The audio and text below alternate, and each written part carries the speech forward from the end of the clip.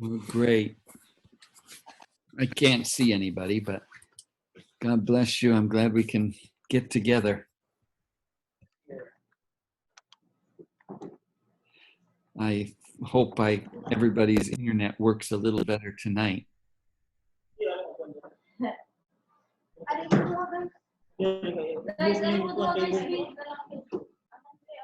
Well, so you're back in the comm lab. Yes. Jean. Kita Jean. Hindi ako makita.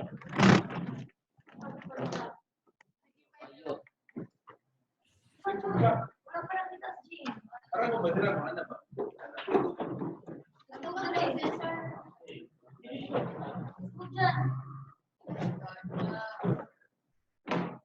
I'm here, sir. Oh, okay. That's okay. The invisibles are welcome. You're an invisible student. Doctor, sir, I'm gonna speak.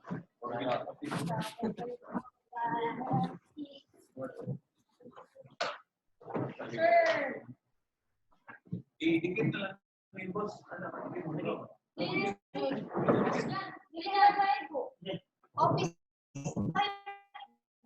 Isibog ang buwan, isibog ang Asa isibog? araw may kusla na rin. Ano ba doon? Saan yung pinawaya? Jim, pwede, kapag ang setup ba katong sa table? Kailangan.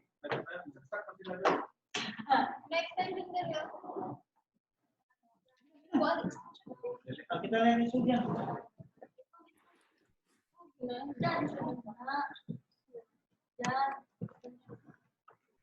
Okay. All righty. Well, we're wrapping up this class and things are finally getting to the point where we're looking at giving out grades, but I can't give out grades until everybody's paper is in, okay? Okay, Okay, sir. sir. How much time do you think you need to finish up? A week. Today. A week, sir. A week, sir. Because we have a lot of requirements to do. Sir, especially graduating students, sir. We Yes. have lots of requirements to do. Okay. And our time, so, sir. So if you need more time, that's fine. You've got the material, and the material that you have, you can work on it, and you just need to really try to get it to me so I can actually turn in the grades for everybody. Okay? So Yes, sir. if part of it's incomplete, I won't be able to give you a complete A for the class. It would be reduced by the amount of things. But did you see the note on Facebook for the list that I prepared? Yes, sir. We got it. So there's 12 pieces, 12 items. Yes, sir. Got it. Yes, sir. Okay, sir. The biggest item, of course, is number 11, the last one that I gave you, the transitional stages of human development. Okay. So I'd like to answer any questions that anybody might be having with regard to how to complete the project. Do you understand my kind of the suggestions as to what I was looking for? Because it's kind of like putting together the whole class teaching, summarizing the different stages of development, and then of course to look at the mainly the impact or the goals that we're trying to achieve at each level. Not just to have facts, not just to have rote kind of a learning, but to really digest and to personalize your thoughts and your input on these different aspects that are transition points in life. In order for anybody to move, I think I showed you the, where did I put it? Let me try to share my screen here.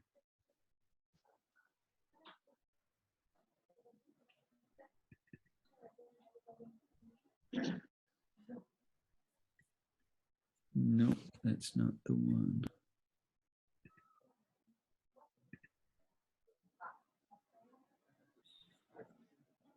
So if I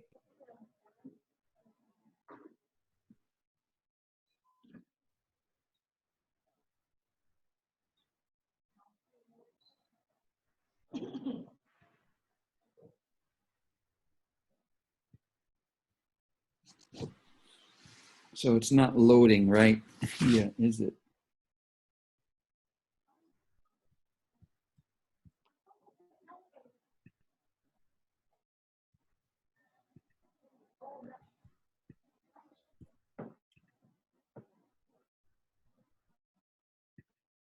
Okay, so this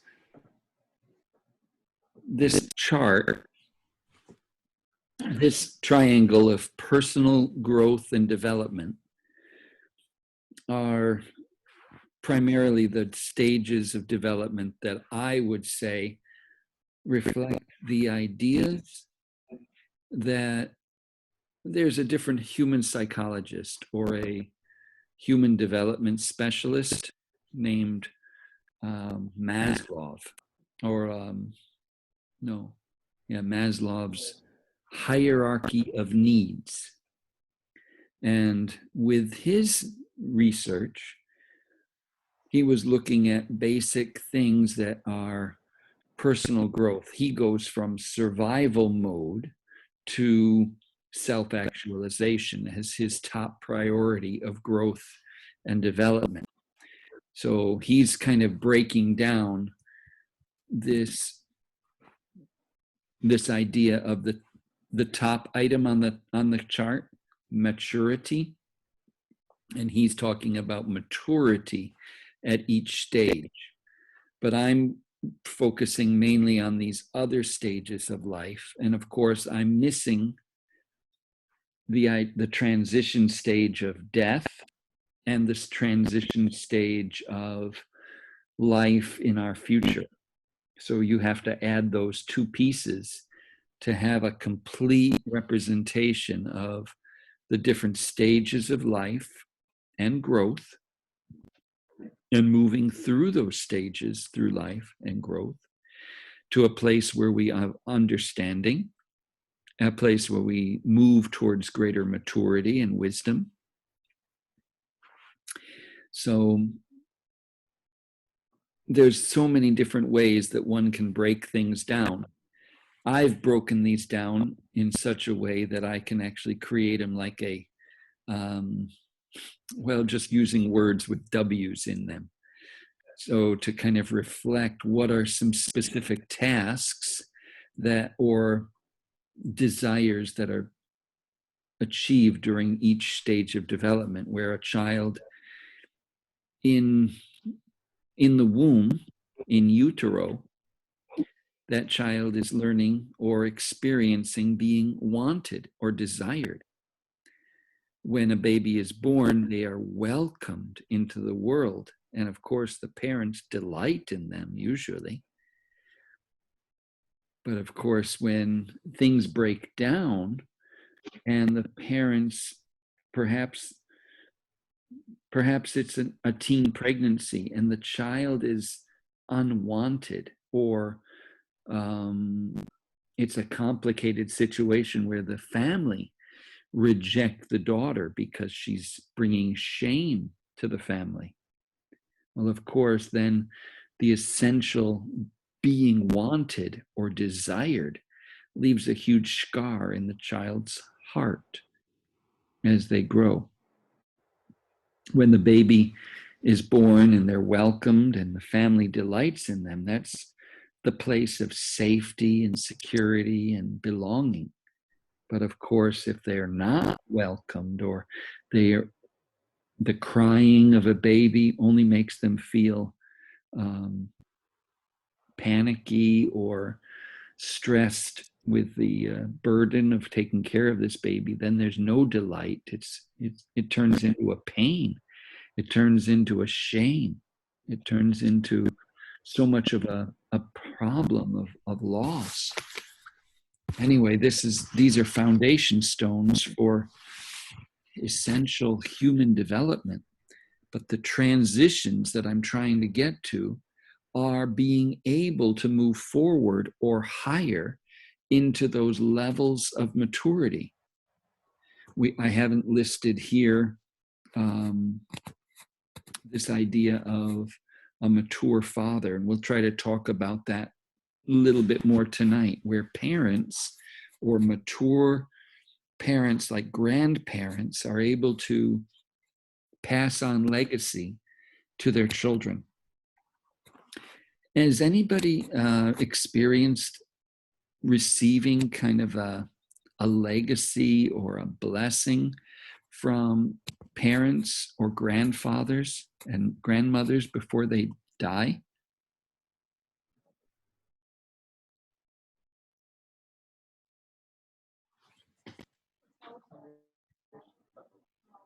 Has anybody? No? Well, it's one thing to be in a church setting when... Have you had in a church setting before the idea of a family? Well, maybe a prophetic word that somebody gives you.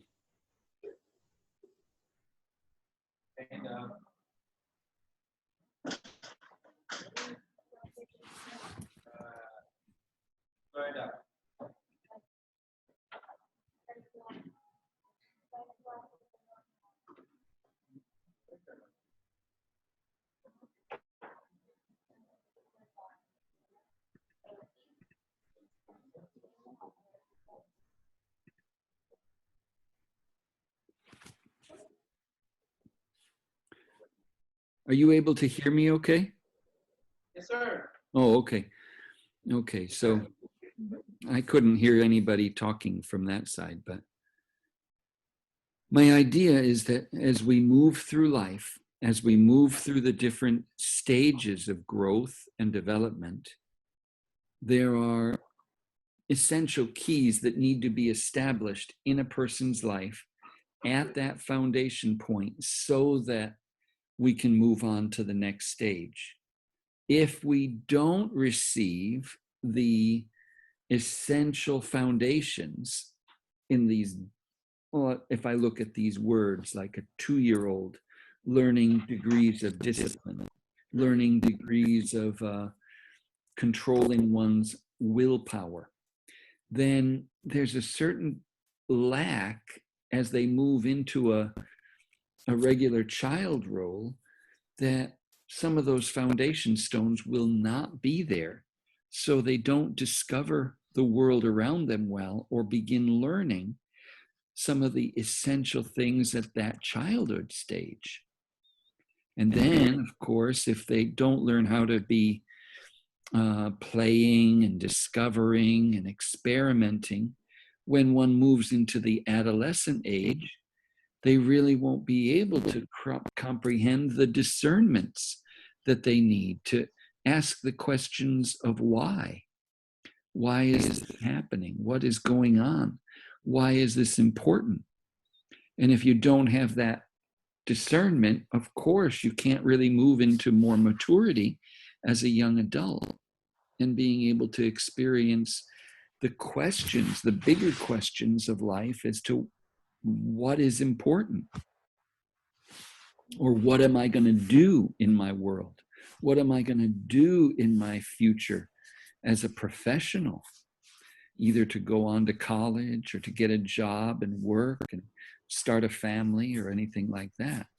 Those essentials need to be in place so that we can move forward in life. If we move on to college just to take classes without any clarity or direction, most of our college years are going to be just wasted going to classes without any clear foundation stones of real effective being able to learn and to grow and to comprehend and to critically think about the things that they're facing and the challenges of life. Of course, when individuals move on towards being a family man, then of course, as a family, while a husband and a wife working together, there's the big question of where are they going to live? And what direction their life is going to take as it leads to pursuing a career, or for many people in Christian ministry, where will that, who's pointed up there, Jordan? But the idea of moving into a more comprehensive community of having a purpose in life, and with purpose, that opportunity to really make a difference where you're going. And then, of course, we have the idea of moving into greater maturity as a parent, a spiritual parent, learning how to take things, the knowledge that you've gained in life, and translate that knowledge into wisdom. The book of Proverbs talks a lot about the difference between knowledge, acquiring knowledge, but then using wisdom, which comes from the heart of God, to comprehend or to interpret knowledge or to apply it into everyday situations. The idea of being able to fulfill one's destiny is so crucial as we're moving forward in life. And for me, that's where I really want to wrap this class up and kind of talk about more of this idea that each of you in your lives has a precious destiny to fulfill, that God has written in his book. I believe each one of us has a book in heaven, or a scroll in heaven written about you particularly. And it's laid up in heaven. And as you pray, as you meditate and walk with God, God begins to unfold and reveal his heart for you. And as he reveals his heart, he conveys his precious dream for your lives. You may walk through life and you have your own dreams, you have your visions, and I believe God begins to use those or deposit those dreams and visions for your life that would begin to articulate the specific things God's revealing to you. How did God reveal, or what did God reveal to Abraham? Genesis chapter 12. God began to speak to Abraham in chapter 11 of Genesis, but God began to speak to Abraham and said to him various things like, I'm going to bless you. I'm going to make you a father of many nations. How do you suppose that touched his heart when he didn't have any children?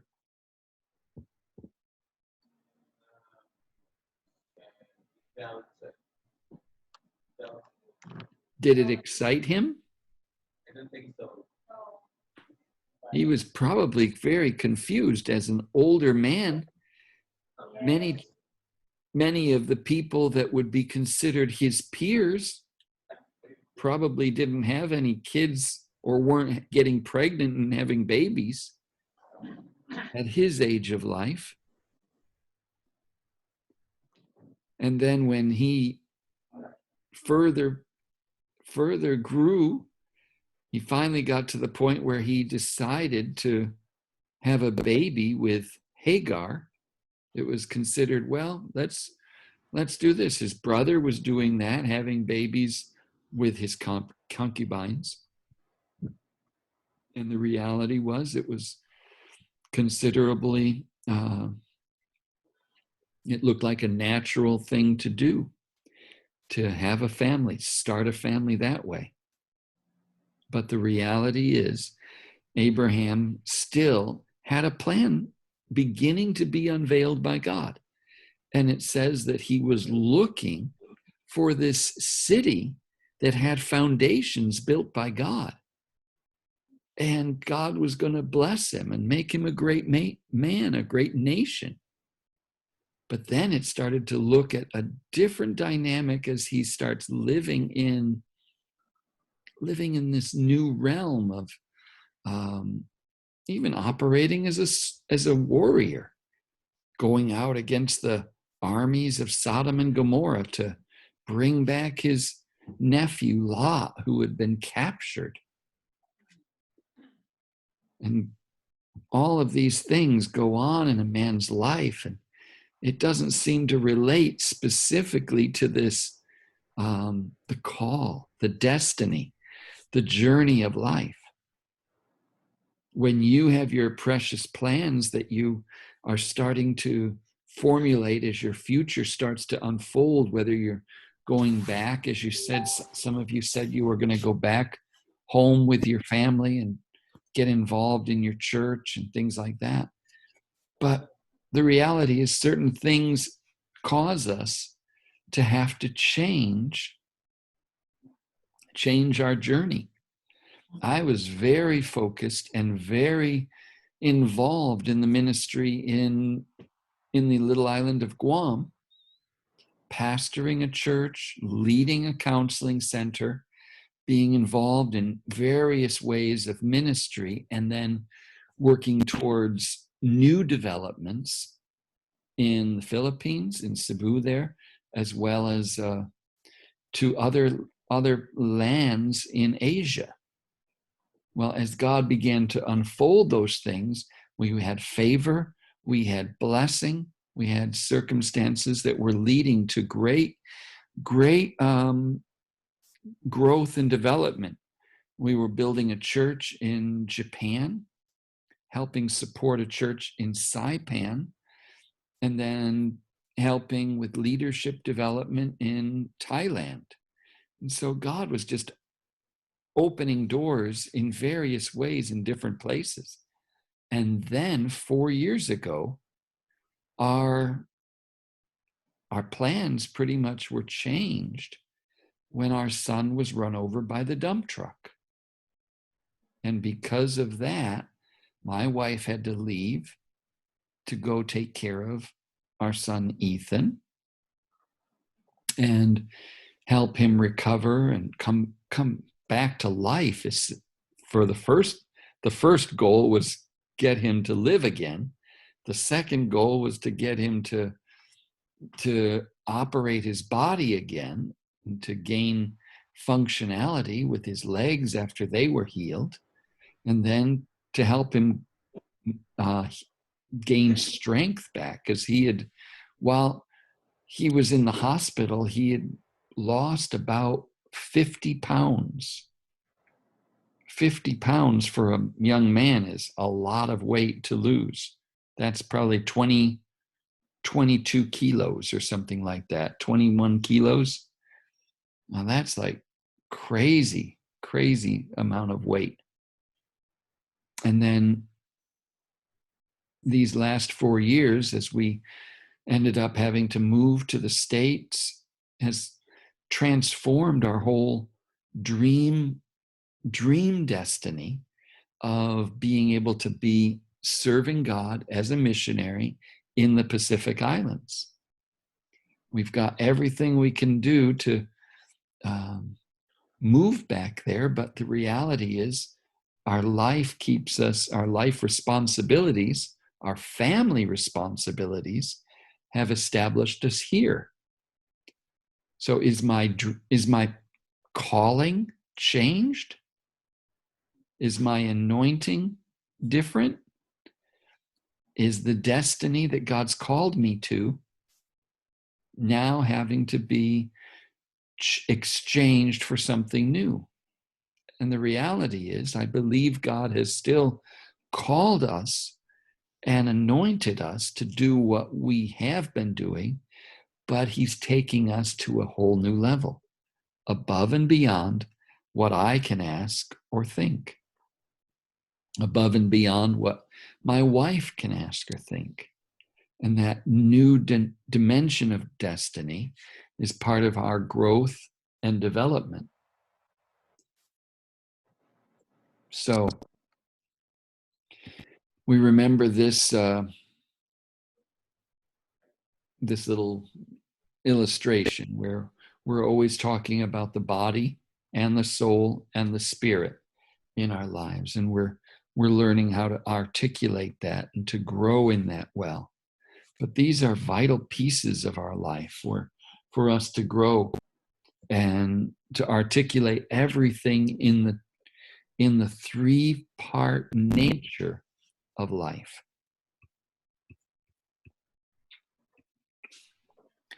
When we're looking at growth, I'm going to move this over here.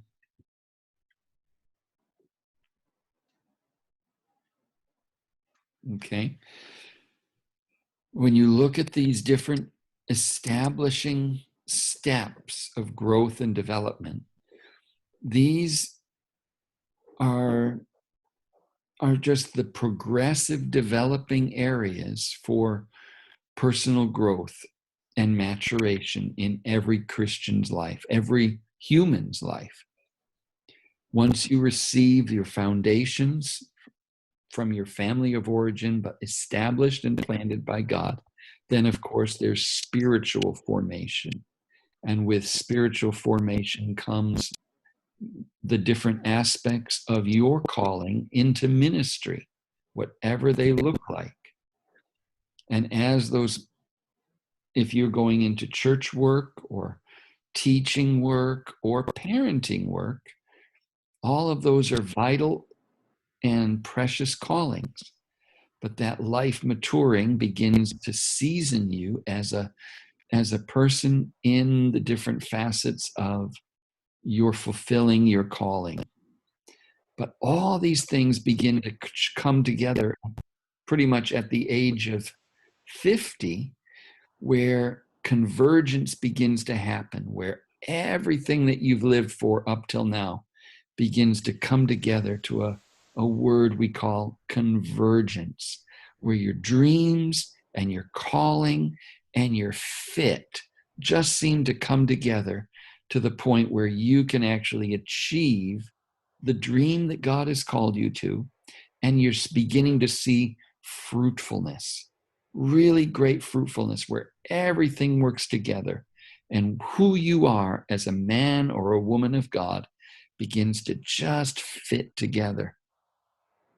And then as you achieve those goals, fulfill the dream of the calling and the appointments of God in your life, then there's, of course, that transitional shift to the afterglow, which is not over, where it's not just moving into retirement.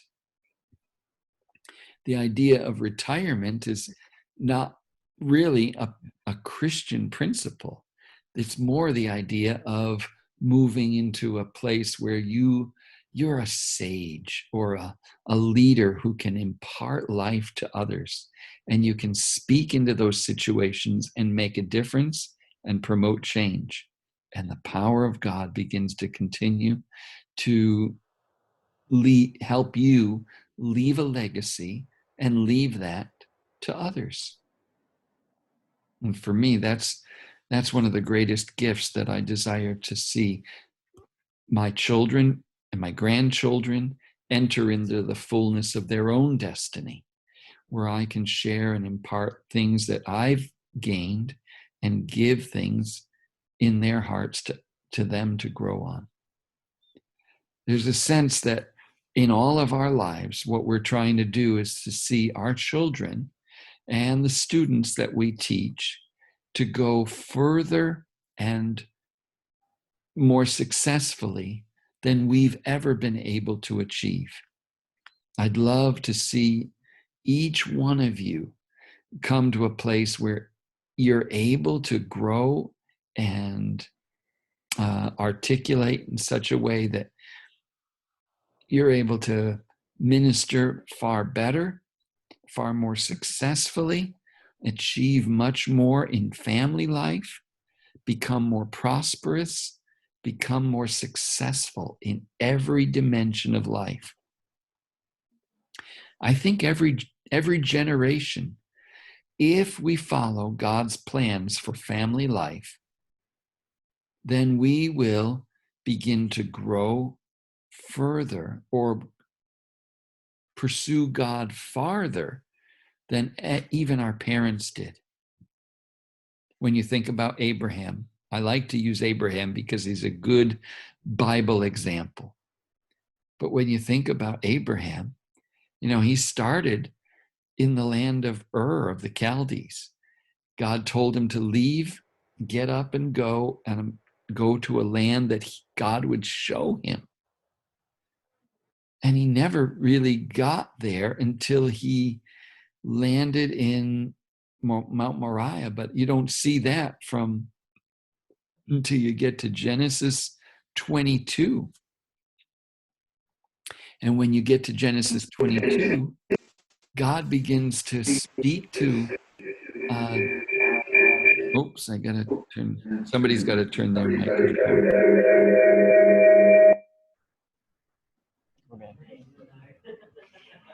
Sorry. No problem.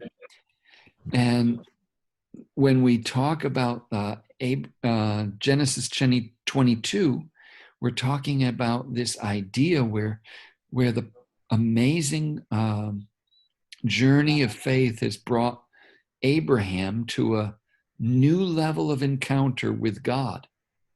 And with that new level of encounter with God, he has shown Abraham that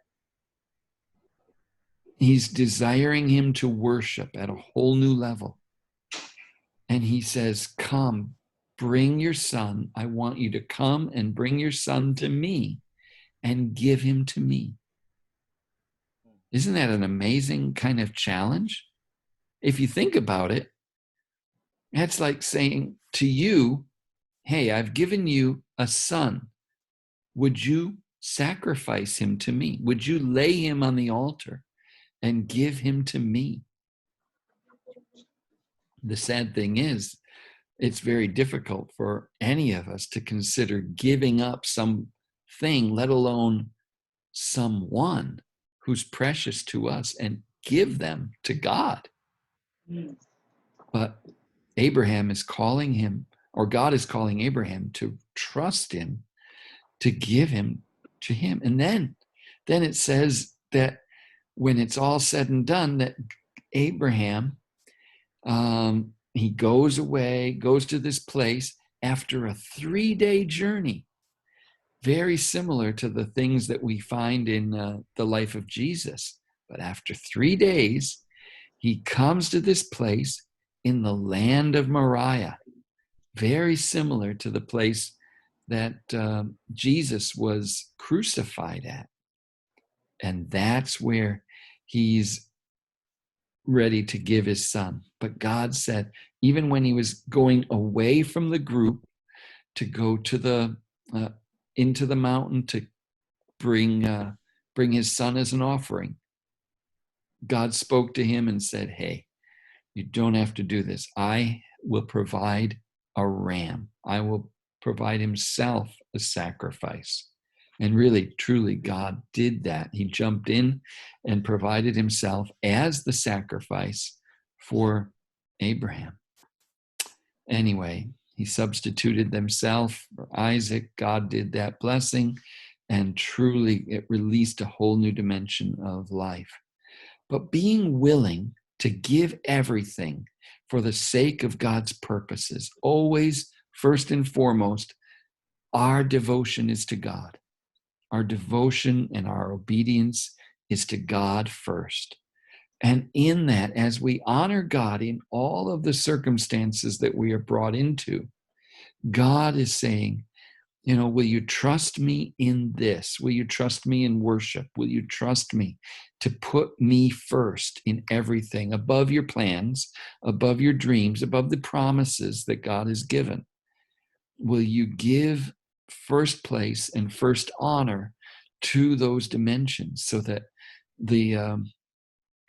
will you trust me? And even Abraham, the way he says it to the servants that were with him, he said, you guys stay here. The boy and I are going to go over to worship, and we will come back to you. So there was a sense in his heart that he always knew if he had to sacrifice Isaac, he was going to have Isaac raised from the dead, because he knew God wasn't a murderer, wasn't calling him to murder. So, but he knew God could raise him up. And resurrection of promises and dreams and visions is a vital part of the plan of God. God doesn't waste these things. God doesn't neglect these things. These are God's ideas, God's heart for all of us to grow in. So he's got this plan for you, got this plan for me, and together we'll see the victory. Okay? So, on that note,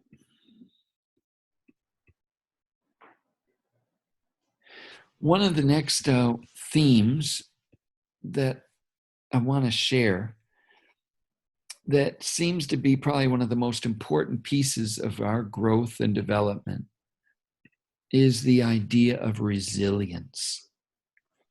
Building resilience in our family. My daughter, she just finished her PhD last year, and she did her PhD on this topic called resilience as a real foundation point to promoting growth and sustainable health and wellness in individual lives, even through challenges and difficulties.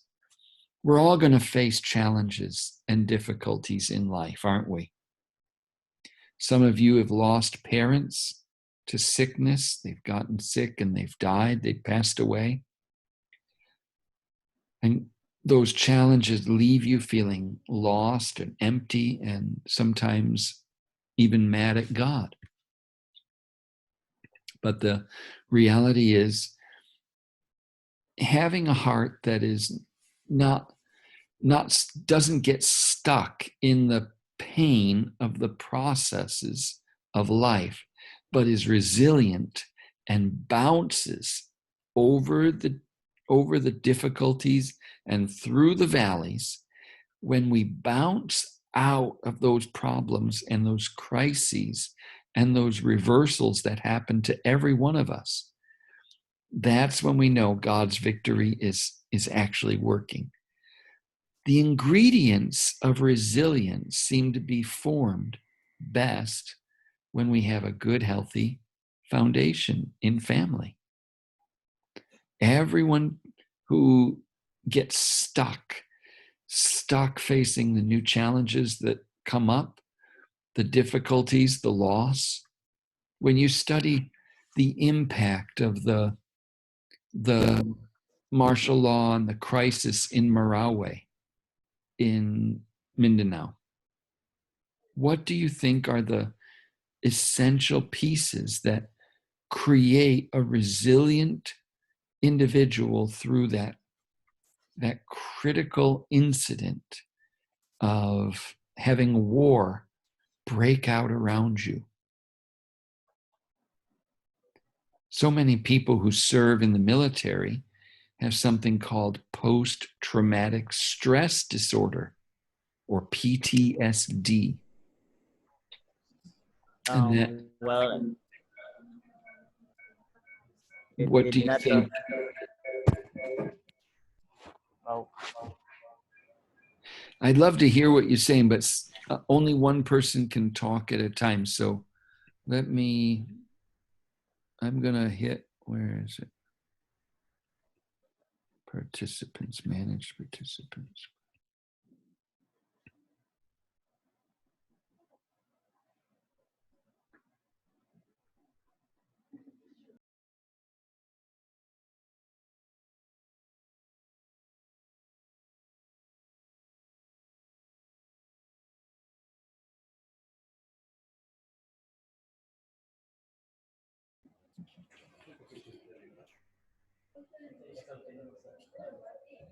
Sir, your room.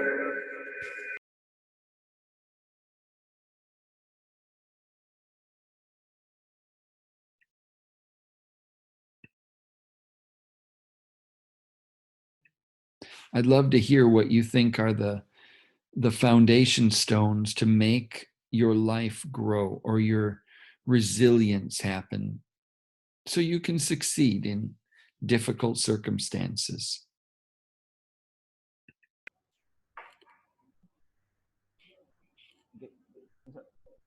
Do you have an answer, Leonard? Can you repeat the question, sir?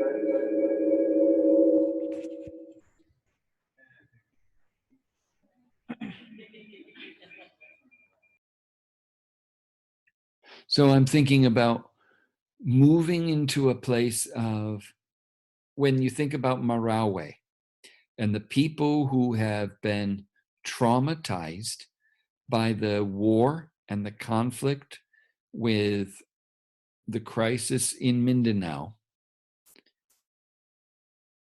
some people get so overwhelmed by that crisis, they move into a place where they're just in survival mode. And they can't function much more than just surviving day to day. They have no longer vision. They have no longer focus. They are almost in a panic-stricken state. Trauma creates a certain kind of subliminal response in a person's head to fight or flight or freeze. And so PTSD will make us either hypervigilant, fighting, or freezing, and you're just stuck there and you can't move forward. And you, the fear factor of moving out, the fear can be just such a prison that you have no way to move forward.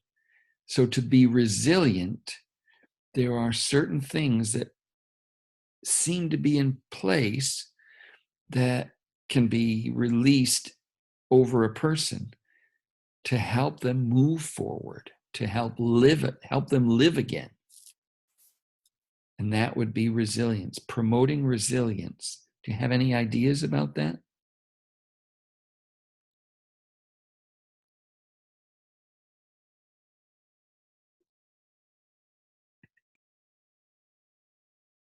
Any thoughts?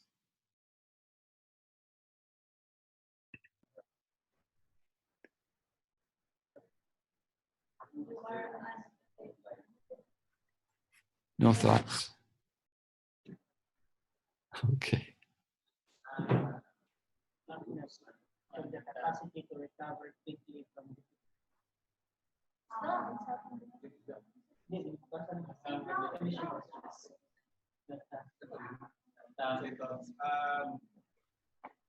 Regarding resilience, sir, Yes.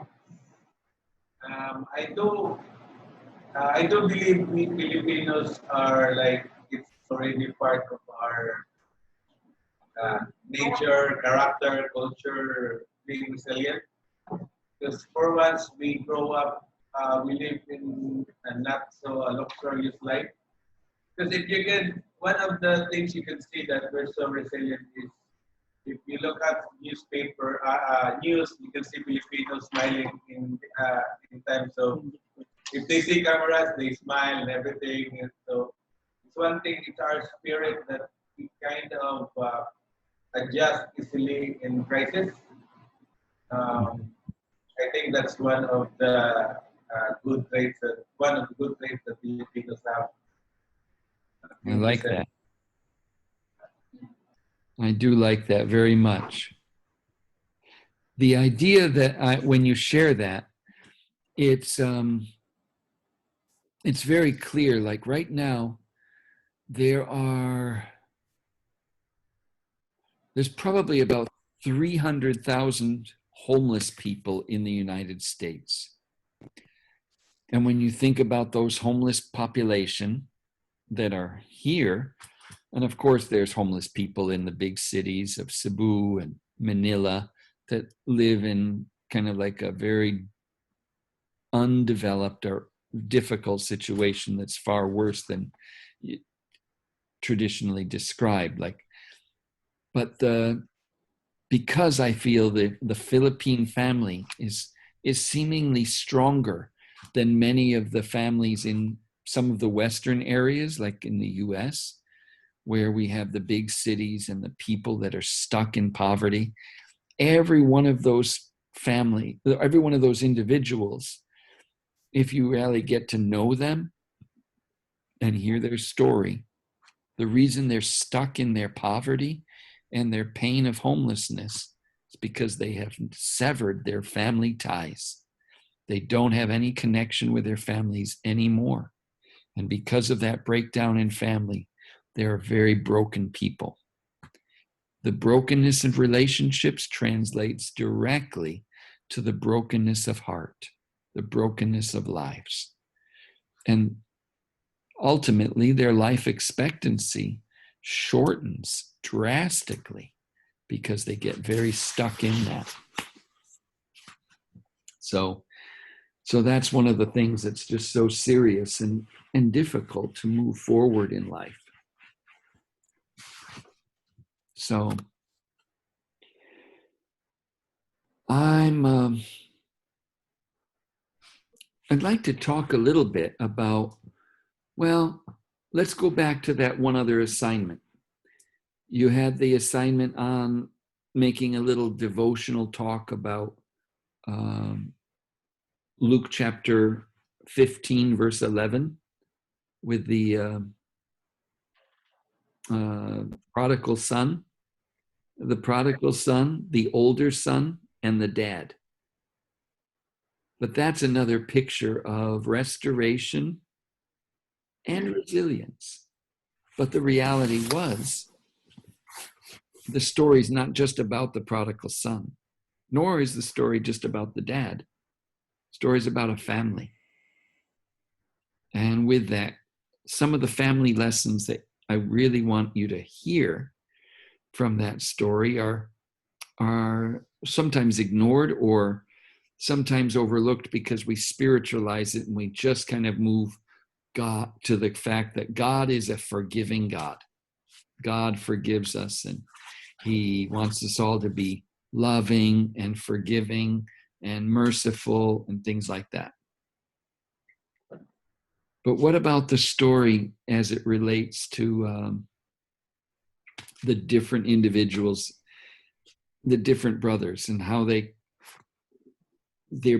both driven or gripped by different perspectives, different ways of life?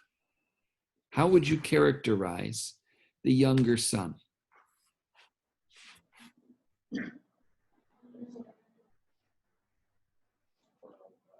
Boy.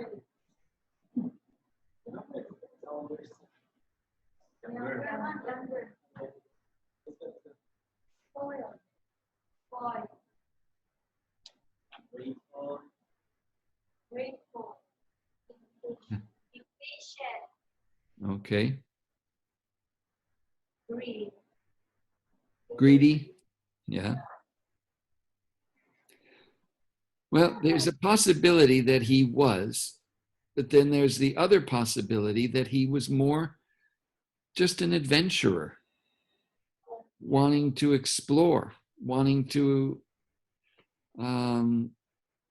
maybe even do more than he could before. That he was just a young professional that wanted to try to succeed in life. And maybe because of his lack of maturity, he ended up not making the best choices, but because he had some money in his pocket, he was able to enjoy life, party a little bit too much, and then pretty soon he had wasted it. He didn't make good choices, so he lost his resources. And then he became very poor and destitute. But he remembered family.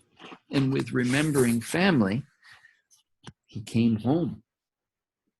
And I believe Father was very much anticipating and seemed to be always looking out for when his son might be coming back. And as soon as he did come back, of course, there was restoration, full restoration. One of the first things he did was he asked for clean clothes, great clothes to be put on him. And of course, it's probably because the son took everything that he owned, probably it was the father's best robe that was given to him. And then, of course, it says that the father put the ring back on his fingers to restore authority, to speak of that restoration of authority and opportunity to grow. And of course, then he said, let's have a feast. Let's have a celebration. Let's have a party. And with that party, the sad thing was revealed that the older brother was very jealous. The older brother was quite critical. And with that, he didn't feel he had ever been given anything. And it really showed that the older brother, probably even though he had privilege or the blessing of being the older son, he was given nothing and he felt bad. But it's almost like he was that religious kind of form of obedience in his life just left him trapped. So he couldn't move forward. And because he couldn't move forward, he was kind of stuck there, living like an orphan in his own home or a servant, working hard. But the reality was the older son had the double portion, the double blessing. But he didn't even know about that. It seems he didn't know about the fact that everything in the household actually belonged to him. And he could actually move forward in life in a different way. So maybe he was resentful that his brother came back and was going to, probably dad was going to be generous and give some of the estate back to the son who had wasted so much. Who knows what he was thinking? But the sad thing was, he was living like an orphan in his own home. My goal for you all is, as we kind of close tonight, I'm kind of wrapping up now, but I want to just pray blessing over you all. The biggest thing for me is that as we look ahead at this class taking a little bit more time to percolate, the biggest thing or legacy that you have is to receive a blessing. God's blessing on your life. God wants to give you success in every area. So I just want to thank you for participating in the class. I look forward, and you can still Facebook me or whatever, messenger me, but email me your papers. Otherwise, I can't give you a grade. Okay? And so if you've done it already and it didn't come through, or you tried to send it through Facebook Messenger, I know it didn't come through. It didn't actually download well. So resend it through the email, okay? Send it to your email, sir. Yeah. What's that? What will be the deadline, sir? What's your deadline? Well, I think it should be by Friday. Okay? Sir, we'll do it, sir. Try to do it. It's not that it has to be long, it just has to be articulated well. And try not to just make paper I don't want to waste your time, but I want you solidify these thoughts in your own mind and make them your own. Okay? So let's just pray. Sweet Jesus, I want to thank you for each and every one of these, your students. So Lord, even though Faylee's not here tonight, I speak blessing over Faylee. I speak blessing over her heart. Lord, I pray that you would just continue to make her strong and healthy and blessed in all these things. Lord, for Anna Ree and her desire to be a mom and her desire to be a family lady. Lord, I cry out to you, Lord, that those dreams would become reality and she would operate in a whole new capacity of being a nurturer, a caregiver, a provider, a protector, one who would fight well for her children and the spiritual children you would give her. Lord, I pray for Crystal Faith, and I cry out to you, Lord, that faith that you've placed into her life would become a contagious force, and it would bring clarity of, as like a crystal clear revelation of who you are. And it would be established in such a way that even as she plays the drums, Lord, there would be breakthrough kind of anointing, breakthrough kind of prayer, and the power of your God, would break forth in supernatural ways. Lord, I pray for John Mark and the solidity that seems to be established in his life, totally different from John Mark in the Bible, because he has been built on the foundation of the word. He doesn't give up. He goes forward in a whole new dimension of faithful, steadfast faith in life. Lord, I cry out to you for John Ree, and I pray, God, that you'd give him vision, clarity, and focus. Lord, I pray that his eyes would see clearly. His eyes would not turn to the left or to the right, but would see clearly what you've called him to. Lord, I pray for Janelle, and I cry out to you for her precious life. And I pray, Lord, for the blessing that would continue to make her rich. Lord, I praise you for favor that rests on her and opens doors for her, opens doors that no one can shut. Lord, I thank you that you add blessing to her that does not disappoint. Lord, I pray for Leonard, and I pray the power of your Spirit would fill him and make him more stronger and more capable and more equipped than he even dreamed possible. Lord, I pray for Mark Jordan, and I pray, Lord, that there would be a building in his life, building of strength, building of capacity, building of a nurturing ability, that he would operate with function and focus and perseverance. And what he would speak into situations, Lord, you'd give him an ability to operate in words of knowledge that he doesn't even know where they come from, because he hears your voice, and he hears your voice well. Lord, I pray for Ronald too, that the grace of your Spirit would just rest on him, and he'd be filled with a whole new sense of what you want to do in his life, and he would just rest in your love and your care. Lord, I pray that you would place a word of clarity in his heart, that he would speak boldly in situations. Lord, I pray each one would have a new capacity to function in wisdom and strength and supernatural anointing, because you are the God who makes all things new, and all things are possible with you.